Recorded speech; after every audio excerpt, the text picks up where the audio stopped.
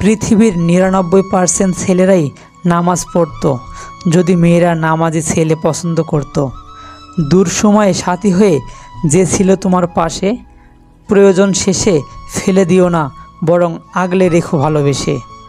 গুরুত্ব না থাকলে একই ছাদের নিচে দূরত্ব লাগে, আর গুরুত্ব থাকলে একই আকাশের নিচে থাকলেও কাছের মনে হয়।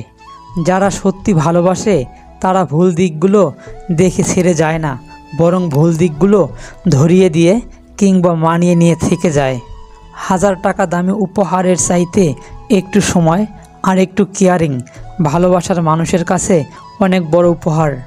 ঝগড়া করার পর যখন দুজনেই একসাথে হেসে ফেলে, সেই মুহূর্তের মতো সুন্দর আর কোনো মুহূর্ত হয় না।